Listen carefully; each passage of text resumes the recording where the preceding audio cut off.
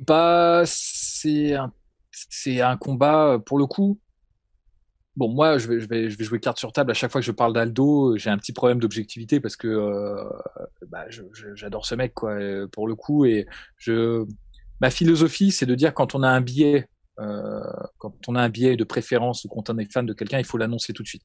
Moi, je suis fan d'Aldo et donc j'essaie toujours au mieux de rester objectif le concernant. Et c'est pour ça que, contrairement à ce que les gens pourraient penser, je suis plus sévère avec Aldo qu'avec les autres combattants. Parce que justement, je m'efforce au maximum de réfréner mes élans de fan. Et donc, pour moi, j'y crois plus trop en fait à Aldo dans cette catégorie. Je pense que c'était un peu son champ du cygne.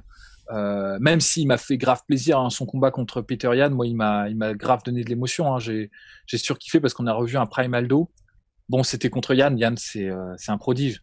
C'est là où il y a des limites. C'est-à-dire que là, Aldo, il avait combattu de la meilleure des manières. C'était un des meilleurs Aldo qu'on n'avait pas vu depuis des années. Des années, on l'avait pas vu avoir un jeu aussi complet avec son striking, remettre en place ses low kicks et tout. Il a tout fait comme il fallait. Sauf qu'il a pris un mur parce qu'en face de lui, bah, c'est Peter Yan et le mec est juste imbattable quoi dans la catégorie. Donc c'est pour ça que j'y crois pas trop parce que la catégorie devient surchargée en prospects avec des mecs vraiment bons. Regardez Cory Sandhagen, TJ Dillashaw, le combat était oufissime. Et je pense que tu vois, il y a trop de mecs et trop de mecs jeunes et talentueux en fait. Néanmoins, j'aime bien ce qu'il fait parce que il en a encore sous le coude quoi. Il n'est pas non complètement largué.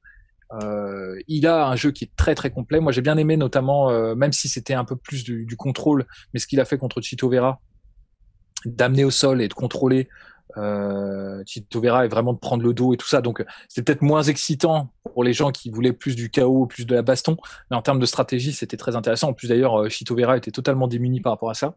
Ils n'avaient pas quoi faire. Donc il est toujours capable, je pense, de battre beaucoup de gens dans la catégorie. Je le vois pas, en revanche, titiller les meilleurs des meilleurs. Ça, c'est pour ça que je restreins un peu mon enthousiasme par rapport à ce combat. Mais de toute façon, là, dans la rencontre qu'il a, c'est contre Pedro Munoz, qui, à mon sens, pareil, est un acteur qui est plus du côté vétéran de cette catégorie que du côté espoir et du côté potentiel title challenger. Pedro Munoz, même si hein, il est toujours capable, son dernier combat contre Rivera était super intéressant, notamment avec l'utilisation très très très intensive des deux côtés hein, des calf kicks. C'était assez marrant d'ailleurs, ils se sont échangés des calf kicks comme naguère nous nous échangions des cartes Pokémon à la récré, hein, tout à fait. Et mais c'était intéressant et c'est un mec, c'est un dur. Et il lâche pas, il est malin en plus de ça parce que il joue beaucoup sur le fait que bah, il a peut-être pas la vitesse ni l'athlétisme ni l'explosivité pour affronter des jeunes, mais c'est un roublard. Par exemple, sa victoire contre Cody Garbrandt était très très emblématique de ce que je dis, c'est-à-dire contre Cody Garbrandt, il a vu très rapidement qu'il n'avait pas la vitesse de pointe ni la vitesse de boxe pour faire face à ce mec-là, mais juste il a pris un pas de retrait, il le faisait venir à lui et au moment où en fait Cody Garbrandt prenait un pas pour être en distance de frappe, c'est là qu'il enclenchait, c'est-à-dire qu'il anticipait la venue de Cody Garbrandt dans la distance. Et en fait, ça a marché. C'est comme ça qu'il l'a mis KO parce qu'il l'a forcé à échanger avec lui selon ses termes. Et il a pu choper un mec qui était donc plus jeune, plus explosif. Et enfin voilà, tu vois. Donc c'est pour ça, il a du savoir-faire lui aussi. Donc on a deux vieux briscards qui vont s'affronter. Je pense que José Aldo a un peu plus de bouteilles que Munoz.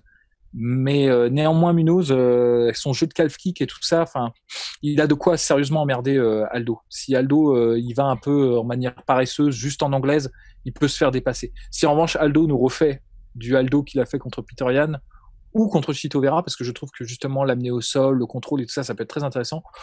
Ouais, je pense qu'en 3 rounds il peut le faire quoi. C'est une possibilité.